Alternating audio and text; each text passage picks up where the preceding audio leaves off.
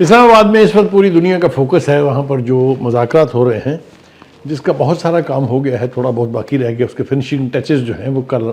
جب ایران کی اور امریکہ کی لیڈرشپ وہاں پہنچ جائے گی تو اس کے جو باقیات ہیں، جو باقی کام رہ جائے گا، جو اس کی فنشنگ ٹچز ہیں،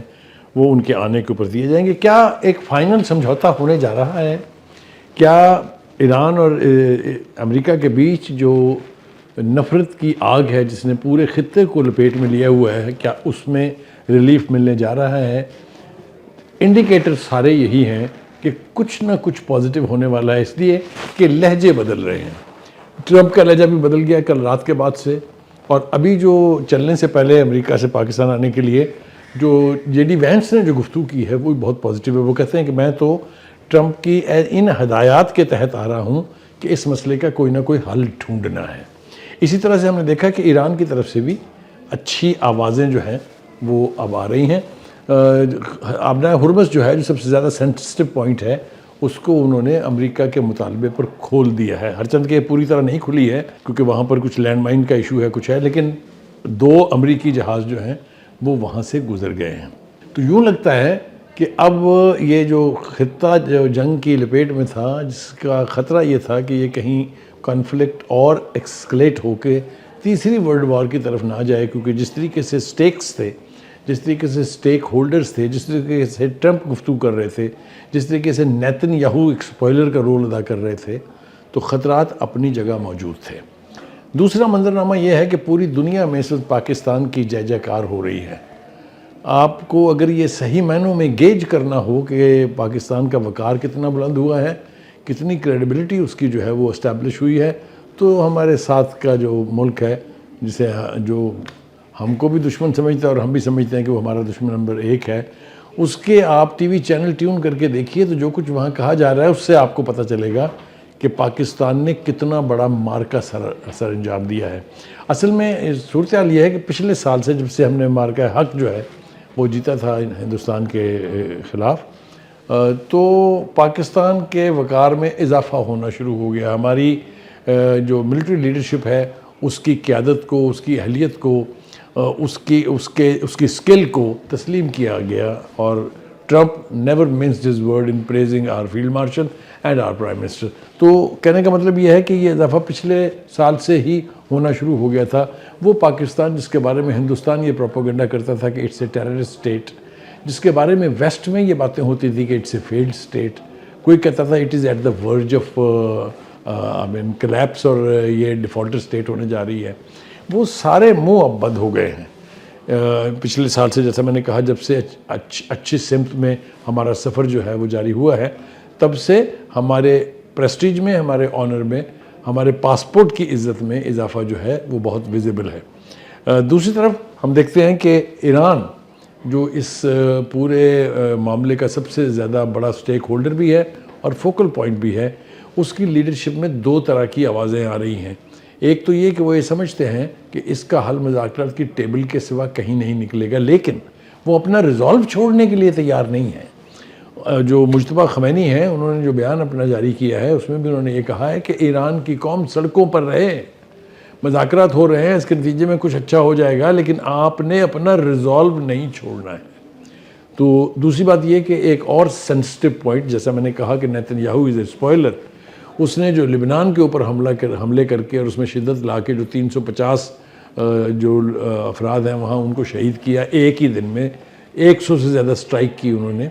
اس کے اندر بھی تھوڑا ریلیف اس لیے آیا ہے کہ ٹرمپ کے کہنے پہ نیتن یاہو بات چیت کے لیے آمادہ بھی ہوا، اور اس نے پھر لبنان کے پریزیڈنٹ کے ساتھ گفتگو بھی کی ہے، اور حملوں میں یقینی طور پر کمی آئی ہے جو کہ توقع ہے کہ ختم ہو جائیں گے. کل کیا ہوگا؟ جیسا میں نے کہا کہ پوری دنیا کا میڈیا، پوری دنیا کی لیڈرشپ جو ہے وہ فوکسڈ ہے اسلام آباد پہ. توقع یہی کی جا رہی ہے کہ کچھ نہ کچھ پازیٹیو ضرور ہوگا.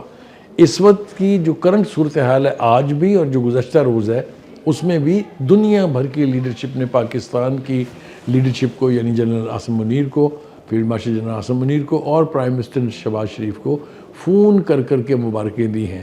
کچھ لوگوں کے فون جو ہیں وہ اسحاق ڈار صاحب جو ڈپٹی پرائم منسٹر بھی ہیں، فارن منسٹر بھی ہیں، ان کو بھی آئے ہیں. اسی طریقے سے ورلڈ کی پوری لیڈرشپ کے ساتھ رابطے جو ہیں وہ انٹیکٹ ہیں. اس وقت چائنا جو ہے وہ بیک سکرین پر ہے، بیک سٹیج پر ہے، لیکن اس کا رول بہت اہم ہے۔ ایک تو چائنا کا مکمل اعتماد ہے پاکستان پر کہ پاکستان میں یہ کیپیسٹی ہے کہ وہ اتنا بڑا ڈائیلاگ جو ہے، جو تیسری عالمگیر جنگ سے بچنے کے لیے ہے، جو ایک خطے میں لگی آگ کو بجھانے کے لیے ہے، جو ایرانین قوم جن کے ساتھ ہمارے تعلقات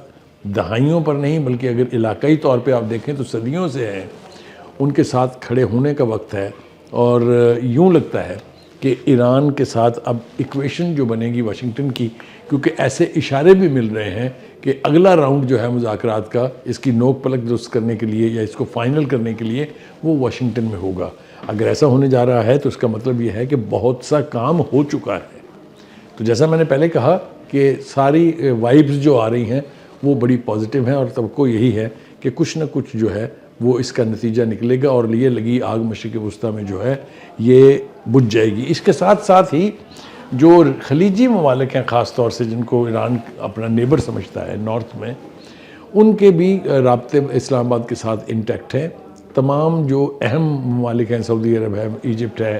اور دیگر جو ہیں قطر ہے، ان سب کے فارن منسٹرز کے ساتھ، فارن آفیسز کے ساتھ کانسٹنٹ رابطے جو ہیں وہ جاری و ساری ہیں، کیونکہ ان کے بھی سٹیکس بہت ہائی ہیں۔ اس جنگ کے نتیجے میں جو کچھ خلیجی ممالک میں ہوا ہے، ہرچند کہ وہ پہلے سے طے شدہ تھا، اس لیے کہ ایران نے جنگ کے آغاز سے کئی ہفتے پہلے مطلع کر دیا تھا تمام مسلمان خلیجی ممالک کو کہ آپ کے پاس جو امریکہ کے اڈے ہیں یہ ہمارے خلاف استعمال نہیں ہونے چاہیے، کیونکہ اگر یہ استعمال ہوں گے تو ہمارے پاس کوئی آپشن نہیں ہے سوائے اس کے کہ وی ول ریٹیلیٹ۔ مجھے اچھی طرح سے یاد ہے کہ 4-5 کے قریب خلیجی ریاستوں کی جو لیڈرشپ تھی، انہوں نے باقاعدہ اعلان کر دیا تھا کہ ہم اپنے